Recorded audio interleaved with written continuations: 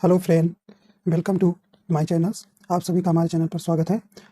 आज हम एक महत्वपूर्ण टॉपिक पढ़ाएंगे जिसमें आपको सीटेट के एग्ज़ाम में कम से कम दो दो क्वेश्चन हर पार्ट में आता है। कम से कम 10 क्वेश्चन का फ़ायदा होगा अगर ये आप वीडियो देख कर जाते हैं तो। देखिए, इसे हर एक पार्ट में आपकी मैथ में भी इसके दो, इंग्लिश में दो, हिंदी में दो, पर्यावरण में दो और बाल विकास में दो। अगर देखा जाए तो इससे कम से कम आपके 10 क्वेश्चन से ज़्यादा आते हैं, तो इसको आप एक बार जरूर देख के जाइएगा। आइए देखते हैं राष्ट्रीय पाठचर्या की रूपरेखा एनसीएफ 2005। देखिए, इसमें कहा क्या गया है। कह रहा है कि पहला कह रहा है एनसीएफ 2005 के 5 मार्गदर्शी सिद्धांत है। तो कह रहा है कि पहला, ज्ञान को स्कूली के बाहर के जीवन से जोड़ना। कह रहे हैं कि जो ज्ञान को सिर्फ स्कूल से मत जोड़िए, इसे बाहरी ज्ञान से भी जोड़िए, बाहरी वातावरण से जोड़िए, जिससे बच्चा विभिन्न प्रकार के रंग बिरंगे पेड़ पौधे या विभिन्न प्रकार की वस्तुओं को देखकर वह अधिक सीख सकता है। तो ये ज्ञान को सिर्फ एक कमरे में रखकर नहीं, इसे बाहरी वातावरण से भी जोड़िए। तो पहला बी कह रहा है पढ़ाई को रटंत सिस्टम से मुक्त करना। कह रहे हैं कि एससीएफ 2005 कहता है कि पढ़ाई को रटना नहीं ना, उसको सीखना है रचना करके। उसे रटने पर वह मना करता है। सी नंबर कह रहा है शिक्षा का सिर्फ पाठ्य पुस्तकों तक सीमित ना रहने दिया जाए, कि इसे पाठ्य पुस्तकों तक ही सीमित ना रहने दिया, इसे आप बाहरी वातावरण से भी उसको जोड़िए। डी नंबर कह रहे परीक्षा सिस्टम लचीली बनाना तथा कक्षा को गतिविधियों से जोड़ना। यानी कि परीक्षा प्रणाली को क्या करना है, लचीला बनाना, इसे कठोर नहीं बनाना है, इसे कैसे बनाना है, लचीला और गतिविधियों से जोड़ना है। फिर कह रहे हैं कि शिक्षा द्वारा प्रजातांत्रिक सोच एवं राष्ट्रीय चिंताओं पर समाहित करना। देखिए आगे चलते हैं। अगला पॉइंट है प्रमुख बिंदु। देखिए, कह रहे हैं कि एनसीएफ 2005 रचनावाद पर जोर देता है। कह रहा है कि रचनावाद पर जोर देता है कि नहीं, कोई क्लास में ये नहीं कि 90% ही लाइए, इसे रचनावाद पर जोर देता है। अगला कह रहा है कि एनसीएफ 2005 बिना बोझ की शिक्षा देने का वादा करता है। कहने का मतलब कि बिना बोझ का नहीं, कि बहुत सारी किताबें लेकर जाइए आप, तो प्राइमरी तक बच्चे को इतना किताबें लेकर नहीं जाना कि बच्चे इतना किताबें लद दे और लद जाए। फिर कह रहे हैं एनसीएफ 2005 में मोटी मोटी पुस्तकों को शिक्षा की असफलता माना गया है, कि आज के छोटे बच्चों को मोटी मोटी बुकें दे दी जा रही है। तो इससे क्या होता है, इसमें ये रटंत सिस्टम हो गया है, रट के बच्चा पास हो रहा है। रटना नहीं, ये कहता है कि इसे रचनावाद करिए, समझ तर्क पूर्वक पढ़ाई करिए, ना कि रट के। अगला कह रहा है कि एनसीएफ 2005 के अनुसार कक्षा में पसरा हुआ सन्नाटा अधिगम का सूचक नहीं है। कहने का मतलब कि कुछ टीचर होते हैं बच्चों को बोलने नहीं देते, एकदम शांत चुपचाप, ये भी क्लास का कोई सिस्टम नहीं है। तो इतना सन्नाटा में जब तक बच्चे और टीचर के बीच में कुछ बातें नहीं होगी, प्रश्न पूछा नहीं जाएगा, तब तक वह बच्चा सही तरह से सीख नहीं पाएगा। तो ये एनसीएफ जो है 2005 में कहता है कि क्लास में बच्चे और टीचर के बीच वार्तालाप होना जरूरी है, पूरी तरह से सन्नाटा नहीं होना चाहिए। अगला कह रहा है कि डंडे के डर से व्यवस्था स्थापित हो सकती है लेकिन पर अनुशासन नहीं। सही कह रहा है कि डंडे की डर से तो व्यवस्था तो स्थापित हो सकती है, लेकिन उसे अनुशासन नहीं हो सकता है। कुछ समय के लिए आप उनको अनुशासित कर लेंगे, लेकिन आगे चल के उन्हें अनुशासित कर नहीं सकते। तो इस प्रकार ये कह रहा है। अगला बिंदु देखते हैं।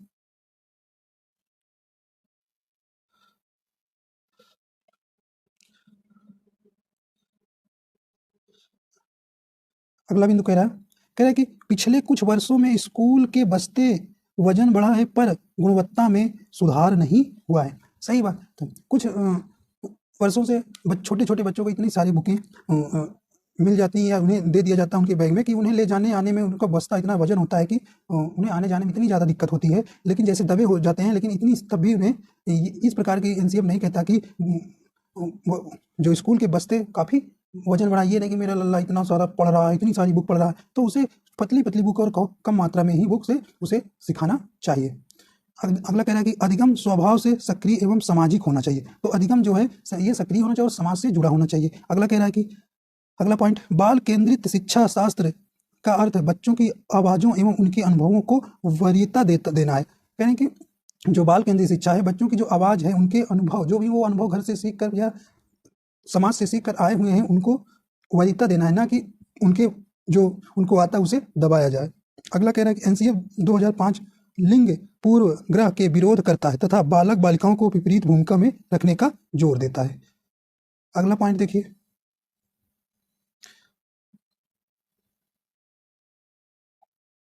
कह रहे हैं कि अधिगम एक अंतःक्रियात्मक प्रक्रिया है तथा इसमें वयस्कों के साथ काम करना करना सहपाठियों के साथ विचार विमर्श करना आदि अत्यंत लाभदायक होता है। सही बात है।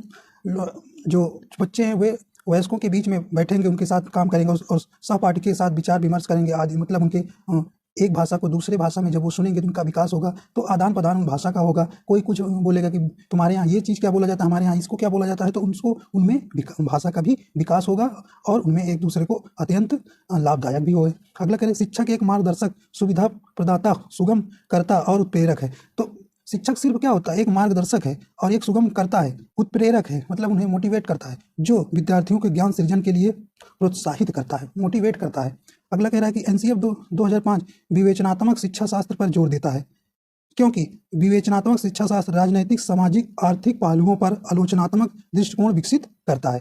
अगला कह रहे हैं, ज्ञान कोई तैयार माल नहीं है, कहने का मतलब कि ज्ञान कोई तैयार माल नहीं है कि आप इन्हें 2000 दीजिए, 5000 दीजिए, आपको इतना हम ज्ञान देंगे 2000। तो ये कहने का मतलब कि ज्ञान कोई किसी तैयार माल नहीं है कि आप पैसा देकर ज्ञान को खरीदें, ज्ञान की रचना की जाती है। अगला पॉइंट कह रहे हैं, ज्ञान प्राप्त नहीं होता, ज्ञान की रचना करनी होती है। अगला पॉइंट देखिए, अगला पॉइंट कह रहा है कि बच्चा कोई कोरी पटिया नहीं है, वह कई अनुभवों के साथ स्कूल में प्रवेश करता है। कहने कि ऐसा नहीं है बच्चा कुछ नहीं जानता है, वो बच्चा जब आता है तो वो कह रहे हैं कि कई अनुभवों के साथ स्कूल में प्रवेश करता है। नेक्स्ट पॉइंट देखिए, अगला पॉइंट देखिए, कह रहे हैं कि सीखने और सिखाने में स्थानीय ज्ञान एवं सामाजिक परिवेश को महत्वपूर्ण माना गया है। एनसीएफ कहता है कि जो स्थानीय ज्ञान, जो जहाँ से बच्चा आया हुआ है पढ़ने की, और समाज से जो जुड़ा है, वह कैसा है, महत्वपूर्ण माना गया है, उसका ज्ञान महत्वपूर्ण माना गया। अगला कह रहा है,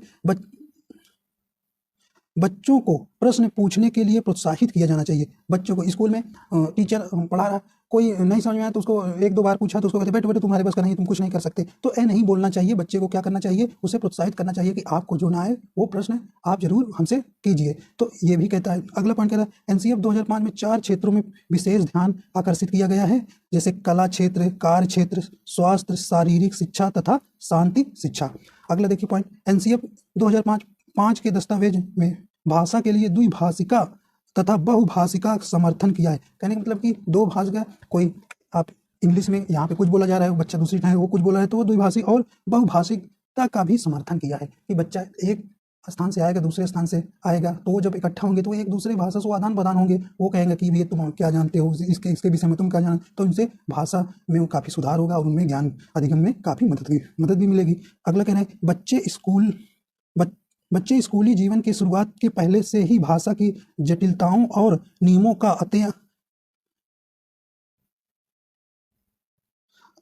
आत्मसात करने की क्षमता रखते हैं। फिर अगला कहना है, इस दस्तावेज में बहुभाषिकता के संसाधन माना गया है। अगला देखिए, अगला पॉइंट कह रहा है कि द्विभाषिका ज्ञानात्मक वृद्धि, सामाजिक सहिष्णुता, विस्तृत चिंतन और बौद्धिक उपलब्धि को बढ़ावा देती है।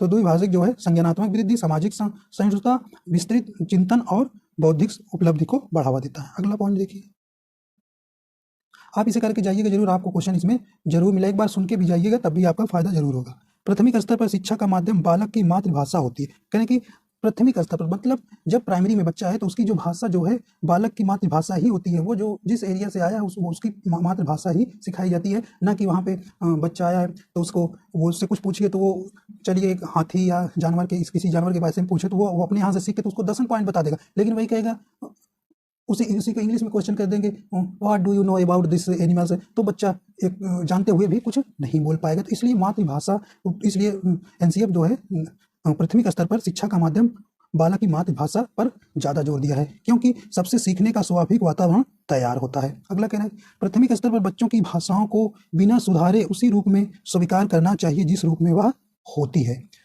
अगला देखिए, गलतियां अधिगम का हिस्सा होता है। ये पॉइंट कई बार पूछा गया है। कहें कि अधिगम जो गलतियां होती हैं वो क्या होती हैं, अधिगम का हिस्सा होती हैं। भाई गलतियां नहीं होगी तो हमें कैसे पता चलेगा कि हम क्या सीखे हैं, क्या नहीं सीखे हैं और क्या सुधार करने की ज़रूरत होती है। तो ये एनसीएफ माना है कि गलतियां जो हैं अधिगम का हिस्सा होती हैं। इसलिए शुरुआत में उन पर ध्यान दिए बिना अधिक समय बच्चे को रुचिकर चुनौतीपूर्ण संसाधनों के माध्यम से भाषा को समृद्ध करनी चाहिए। सही है। तो शुरुआती में बच्चा वो आया उतना नहीं जानकार है तो गलती करना स्वाभाविक बात है, लेकिन फिर इस पे ज़्यादा ध्यान नहीं देना है कि बच्चा बहुत गलत है, तुमसे ये नहीं होगा, तुमसे वो नहीं होगा, तुम कुछ नहीं कर पाओ। इस पे ज़्यादा ध्यान ना देकर उन्हें चुनौतीपूर्ण संसाधनों के माध्यम से भाषा समृद्धि में लगाएं। अगला पॉइंट देखिए, अगला पॉइंट देखिए, अगला पॉइंट कह रहा है कि अंग्रेजी के माध्यमों को स्वीकारते हुए इसे द्वितीय भाषा के रूप में स्वीकार किया। ये भी कह रहा है कि अंग्रेजी भाषा को एनसीएफ कह रहा है कि दूसरी भाषा के रूप में भी स्वीकार करना चाहिए। अगला कह रहा है पॉइंट, कक्षा में छपी हुई सामग्री की बहुतायत हो, संकेतों, चार्ट, कार्य संबंधी सूचना आदि आदि उसमें लगे हों ताकि विभिन्न अक्षरों की ध्वनियाँ सीखने के साथ बच्चे अक्षरों की पहचान कर सके। कह कक्षा में छपी हुई सामग्री की बहुलता, कहने मतलब दीवार जहाँ खाली हुई है वहाँ पे आप चार्ट संबंधी अंक, गिनती का, पहाड़ा का और जानवरों का संकेत के चार्ट लगवा देना चाहिए, जिस पर बच्चा देखकर उसे अधिक प्रसन्नता होगी और सीखने में भी उसे आसानी होगी। आइए अगला पॉइंट देखते हैं। अब देखिए अगला पॉइंट क्या कह रहा है, कह रहा है कि गणित शिक्षा का उद्देश्य बालक में गणितीय करण की कहने की सोच का विकास करना चाहिए। गणितीय सोच का सोच विकास का कहने का मतलब ये कह रहा है कि बच्चे को ये रटंत नहीं करना है कि गया एक कह रहा है एक मार्केट में गया, एक दुकान पे बोले कि ये एक पेन 5 रुपए की है, तो कह रहा है कि 5 पेन दीजिए, 5 बजे 25, 5 बजे 25, यही रटन नहीं होना। उसको समाज से जोड़िए, उसे समाज से लेकर चलिए ज्ञान, ना कि उसे रट कर जो पढ़ाया जा रहा है उसी के हिसाब से वो जोड़गांठ करें। अगला कह रहे हैं तर्क क्षमता के अमूर्त चिंतन का विकास समस्या समाधान का विकास है। तर्क क्षमता से जो है उसके अमूर्त चिंतन का विकास और समस्या का समाधान हो सकता है। अगला कह रहे हैं गणित को वास्तविक जीवन से जोड़ना, गणित को वास्तविक जीवन से जोड़ना, ना कि रटना। जीवन में कैसे उसे सीखा हो ताकि वो अपने को कहीं घर पर या दुकान पर वो कुछ भी उसे जोड़ना पड़े तो वो आसानी से जोड़ ले, इसलिए कह रहा है कि वो गणित को वास्तविक जीवन से जोड़ना है। अगला कह रहा है पॉइंट, गणित का सामान्य विषयों के साथ संबंध, गणित को सामान्य विषयों के साथ भी संबंध बनाना होना। जैसे गणित को आप साइंस से संबंध बना दीजिए, ज्योग्राफी से कुछ संबंध बना दीजिए, तो इस प्रकार कहें गणित का अन्य विषयों के साथ संबंध बनाएं। अगला पॉइंट देखिए, अब देखिए कह रहा है कंप्यूटर से।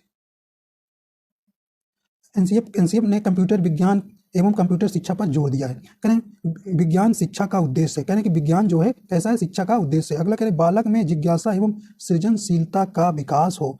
फिर करें विज्ञान को दैनिक जीवन से जोड़ना। देखिए विज्ञान आज बहुत तेजी से बढ़ा है तो उसे दैनिक जीवन से जोड़ना ही। करें आसपास जाने वाले जीव जंतुओं का अध्ययन करें। फिर कह रहे दैनिक जीवन से जोड़कर वैज्ञानिक नियम समझाना चाहिए। दैनिक जीवन से नियम से ये जरूरी नहीं है कि आप एक मशीन ही बच्चा बनाने लगे, उसको सिर्फ दैनिक जीवन से जोड़कर उसे समझाना चाहिए कि इससे ये होगा। कहते हैं माध्यमिक स्तर पर स्वास्थ्य, प्रजनन तथा यौन बीमारियों आदि को भी शिक्षा में सम्मिलित किया जाना चाहिए।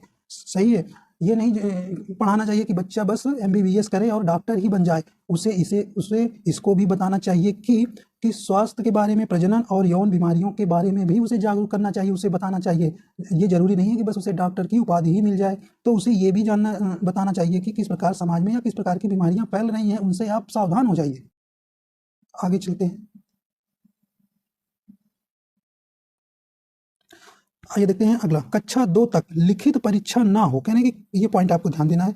लिखित परीक्षा ना हो बल्कि गतिविधियां आधारित मौखिक आकलन अवलोकन द्वारा किया जाए। कहने का मतलब कि कक्षा 2 तक लिखित परीक्षाएं ना हो। एनसीएफ जोर दे रहा है कि कक्षा 2 तक कोई भी लिखित परीक्षाएं ना हो बल्कि गतिविधियां मौखिक आकलन अवलोकन, मतलब उनसे ओरली प्रश्न पूछा जाए और ओरली ही उनसे परीक्षा उसी से ले ली जाए। जैसे टेबल सुन लिया जाए, मैथ छोटे छोटे का गंगा ऐसे कुछ उन्हें ओरल ही ले लिया जाए एग्जाम, वही उनकी परीक्षा होगी। तो लिखित परीक्षा लेने से मना कर रहा है। अगला करें आकलन में पास या फेल जोर ना देकर ग्रेडिंग सिस्टम अपनाई जाए। कह रहे हैं कि आकलन में जो आकलन करते समय उन्हें फेल पास ना बताया जाए, उन्हें सिर्फ ग्रेडिंग सिस्टम लाई जाए। अगला देखिए, अगला पॉइंट कह रहा है कि मूल्यांकन में बच्चे को होशियार समस्यात्मक विद्यार्थी ना कहकर सभी विद्यार्थियों की अधिगम कठिनाई के क्षेत्र पहचान कर उन्हें बेहतर बनाने का प्रयास किया जाए। तो ये कह रहे हैं कि मूल्यांकन के समय बच्चों को ये ना कहिए कि बड़े तुम होशियार हो, समस्यात्मक विद्यार्थी मतलब तुम कुछ नहीं कर सकते या किसी अशब्द का प्रयोग नहीं करना है, और उसे प्यार से समझाना है कि बच्चे तुम बहुत कुछ कर सकते हो और तुम्हें थोड़ी सी और मेहनत करने की जरूरत है। ऐसे कुछ वर्ड उन्हें देना चाहिए और उन्हें प्रोत्साहित करना चाहिए, ना कि गलत वर्डों का प्रयोग करना चाहिए। अगला पॉइंट देखिए, आकलन सतत और व्यापक होना चाहिए। ये कह रहा है कि आकलन जो होता है वो कैसा होना चाहिए, सतत होना चाहिए। नियम नहीं कि एक साल 6 महीना या लास्ट ईयर में ही आकलन हो, वो आकलन जो है हमेशा सतत होना चाहिए और थोड़ा से व्यापक होना चाहिए। तो महीना 2 महीना हफ्ता में उन्हें टेस्ट जरूर लेना चाहिए। आइए अगला पॉइंट देखते हैं। अगला पॉइंट कह रहे हैं कि इस दस्तावेज में स्वकेंद्र परीक्षा प्रणाली तथा विद्यालय आधारित आकलन सिफारिश की गई, खासकर पोर्टफोलियो आकलन। कह रहे हैं कि दस्तावेज में स्वकेंद्र परीक्षा प्रणाली हो। कहने का मतलब कि छोटे बच्चे को 10वीं तक कम से कम तो उनका परीक्षा स्व के मतलब उनके सेंटर पे जहाँ पढ़ रहे हैं वही परीक्षा हो, क्योंकि बच्चा दूसरी कहीं जाएगा तो नए नए अंदाज आदमियों को, नए नए चेहरे को देखेगा तो वो क्या हो जाता है, परेशान हो जाता है। तो ये कहता है कि जो परीक्षा केंद्र हो वो परीक्षा जो है उनके केंद्र पर ही हो जहाँ पर वो पढ़ रहे हैं। विद्यालय आधारित आकलन की सिफारिश की गई और खासकर पोर्टफोलियो आकलन। पोर्टफोलियो आकलन, भाई पोर्टफोलियो आकलन क्या है, जो विभिन्न क्षेत्रों में बच्चे का रिकॉर्ड रखा जाता है कि उन्होंने संगीत में क्या किया, टेस्ट में कितना अंक आया, पिछला टेस्ट लिए थे तो कितना, तो ये पोर्टफोलियो उनका पूरा आकलन विवरण रखता है किसी भी बच्चे का। आइए अगला देखते हैं। अब देखिए प्रश्न आगे पॉइंट कह रहा है कि खुली पुस्तक परीक्षा के विरोध किया गया है। खुली पुस्तक परीक्षा का विरोध किया गया, लेकिन निष्पक्षता के लिए इसमें कुछ बदलाव करके इसे अपनाया जा सकता है। तो अगला कह रहा है कि प्रतियोगिता प्रोत्साहन देती है पर आंतरिक प्रेरणा को मार देती है। ये पॉइंट बहुत अच्छा है। कह रहे हैं कि प्रतियोगिता जो है प्रोत्साहन देती है, हाँ प्रतियोगिता से मोटिवेशन मिलता है, लेकिन जो आंतरिक प्रेरणा होती है, जो आपके अंदर की जिज्ञासा है, वो क्या कर देती है, मार देती है। कहने मतलब ये कि बेटा तुम हाई स्कूल में इतना नंबर लाना, आपको हम एक बाइक देंगे, तो वो उस समय तो प्रोत्साहित होगा, लेकिन वो रियल में जो है आंतरिक प्रेरणा से वो बच्चा नहीं पढ़ रहा है, वो तो सिर्फ गाड़ी लेने की वजह से पढ़ रहा है ना कि वो अपने से पढ़ रहा है। तो इसे कहने की प्रतियोगिता प्रोत्साहन को तो देती है पर आंतरिक प्रेरणा को क्या कर देती है, मार देती है। अगला पॉइंट देखते हैं। आइए देखते हैं विद्यालय एवं कक्षा का वातावरण। देखिए कह रहे हैं कि बच्चे उस स्थान पर रहना पसंद करते हैं जो रंग रंगीला, मित्रवत, खुली जगह वाला हो तथा जहां पर पशु पक्षी, पेड़ पौधे एवं खिलौने हो। तो सही बच्चे वहाँ पर पसंद करते हैं रहने जहाँ पर रंग रंगीला, मान लीजिए कोई बहुत अच्छा जंगल पास में है, बहुत अच्छा एरिया, तो जंगल के पास तो बहरहाल नहीं ले जाना चाहिए बच्चों को, लेकिन उनके कुछ ऐसे एरिया में ले जाना चाहिए जहाँ पर बढ़िया छोटे छोटे पौधे, रंग बिरंगे और पशु पक्षी, पेड़ पौधे वहाँ पर हों और उन्हें अच्छे अच्छे खिलौने दिखाए जाएँ, वहाँ पर बच्चे जाना पसंद करते हैं। अगला पॉइंट कहते हैं विद्यालय की दीवार का प्रयोग बच्चों द्वारा बनाई गई कृतियों के लिए किया जाना चाहिए। अब दीवार के प्रयोग कहने का मतलब कि जो कमरे हैं उन दीवारों पर जो खाली स्थान है उन पर जो बच्चे द्वारा जो प्रतियोगिता हुई है या कोई, तो उनकी बनाई हुई आकृतियों को वहाँ पर लगा दिया जाए ताकि बच्चा देखते वो प्रसन्न होता है, ये देखिए हमने इसको बनाया था, ये हमारे सर ने हमारी तस्वीर को यहाँ पर लगा दिया है। तो यही कह रहा है कि विद्यालय की दीवार का प्रयोग बच्चों द्वारा बनाई गई आकृतियों के लिए किया जाना चाहिए। अगला पॉइंट देखिए। आइए देखते हैं समावेशी शिक्षा। कहने की दिव्यांगता एक सामाजिक जिम्मेदारी है, इसे स्वीकार करना है। कहने का मतलब कहने की ये दिव्यांगता जो है ये सामाजिक जिम्मेदारी है, ये समाज का एक हिस्सा है, इसे हमें स्वीकार करना चाहिए और उन्हें प्रोत्साहित करना चाहिए। अगला पॉइंट कह रहा है बच्चे फेल नहीं होते। देखिए पॉइंट अच्छा है, कहने बच्चे फेल नहीं होते बल्कि व्यवस्थाएं और स्कूल असफल होते हैं। आगे देखते हैं। कहने का मतलब कि बच्चे फेल नहीं होते हैं बल्कि हमारी जो व्यवस्थाएं, जो हमारा विद्यालय, हमारा सिस्टम फेल होता है। अगला पॉइंट देखिए, तीसरा पॉइंट देखिए, कहने की अंतरों की स्वीकृति एवं विविधता का उत्सव मनाती हैं। अगला पॉइंट कहने की दिव्यांगता समाज द्वारा निर्मित है, इसलिए इसे तोड़ें। अगला पॉइंट कहना प्रावधान करे बाधाएं ना गढ़े। कहने की प्रावधान करिए, कोई बाधाएं मत डालिए। देखिए जैसे कोई विकलांग या दिव्यांग व्यक्ति है तो उसको आप सांत्वना मत दीजिए कि अरे तुम्हारी तो बड़ी हाल दुर्दशा है भाई, तुम्हारी ये है वो है। उसे समानता दीजिए, ना कि उसे सहानुभूति नहीं चाहिए, उसे समानता चाहिए कि ये नहीं कहना चाहिए कि अरे आपकी तो बड़ी दुर्दशा है, ये है वो है, नहीं करना चाहिए। उसे आप समानता दीजिए, ना कि सहानुभूति दीजिए। अगला पॉइंट देखिए, समावेशन का अर्थ है सिर्फ दिव्यांगों को शिक्षा में शामिल करना नहीं, बल्कि सभी बच्चों को शिक्षा के मुख्य धारा से जोड़ना। तो समावेशी शिक्षा यही तो कहती है, इसमें सामान्य और दिव्यांग बच्चों को एक साथ रखकर शिक्षा देना या अधिगम देना। तो यहाँ पर कह रहे हैं कि समावेशन का अर्थ सिर्फ दिव्यांगों को शिक्षा में शामिल करना नहीं, बल्कि सभी बच्चों को शिक्षा के मुख्य धारा से जोड़ना है। अगला पॉइंट देखते हैं,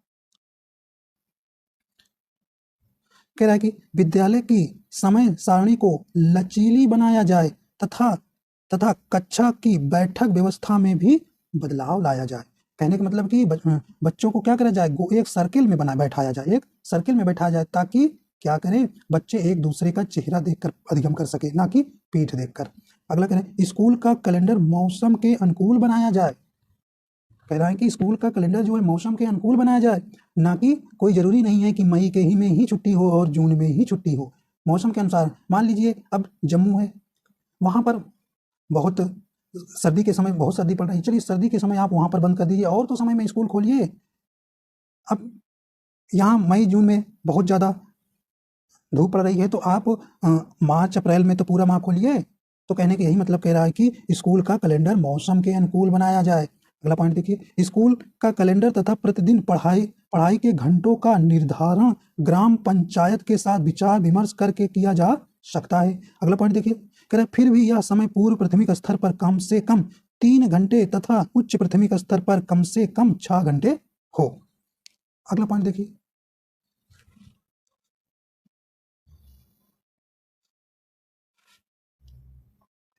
अगला पॉइंट कह रहा है, आप देखिए आगे देखते हैं कि गृह कार्य के लिए सुझाव। करें अत्यधिक गृह कार्य का विरोध करते हुए एनसीएफ गृह कार्य के लिए निम्नलिखित मानक निर्धारित करता है। देखिए पॉइंट करें, कक्षा 2 तक कोई गृह कार्य नहीं देना चाहिए। मतलब कि अगर बच्चा कक्षा 2 में है तो उसे किसी प्रकार का कोई गृह जो कार्य है नहीं देना चाहिए। अगला पॉइंट कह रहा है, कक्षा 3 से 5 तक सप्ताह में 2 घंटे केवल, करें अगर कक्षा 3 से 5 तक बच्चों को केवल और केवल 2 घंटे का काम देना चाहिए। फिर अगला पॉइंट कह रहे हैं कि कक्षा 6 से 8 तक सप्ताह में 5 से 6 घंटे काम को देना चाहिए गृह कार्य के लिए। अगला पॉइंट देखिए, अगला पॉइंट कह रहा है कि माध्यमिक एवं उच्च माध्यमिक स्तर पर सप्ताह में 10 से 12 घंटे का गृह कार्य देना चाहिए। अगला पॉइंट देखिए, आप देखिए अब इसमें क्या क्या बदलाव हुआ था, ये भी आपको पॉइंट पढ़ना है। कह रहे हैं कि शिक्षक केंद्रित स्तर डिजाइन था पहले, लेकिन अब जो एनसीएफ बदलाव हुआ है बाद में जो हुआ है, शिक्षार्थी केंद्रित लचीली प्रक्रिया शिक्षार्थी हो। अब कह रहे हैं कि एकदम शिक्षार्थी केंद्रित होनी चाहिए और कैसी होनी चाहिए, लचीली होनी चाहिए। इसमें कह रहे पहले क्या था, शिक्षक का निर्देश और निर्णय, इसमें शिक्षक जो निर्देश देता था वही निर्णय माना जाता था। अब इसमें देखिए कह रहे हैं कि शिक्षार्थी स्वायत्तता, मतलब अब विद्यार्थी के अनुसार होगा। अगला कह रहे हैं शिक्षक का मार्गदर्शन और प्रबोधन, तो इसमें कह रहे हैं कि शिक्षार्थी को सहयोग द्वारा सिखाने को प्रोत्साहन, मतलब उनको सहयोग दीजिए और प्रोत्साहन करिए। अगला पॉइंट कह रहे हैं निष्क्रिय भाव से सीखना।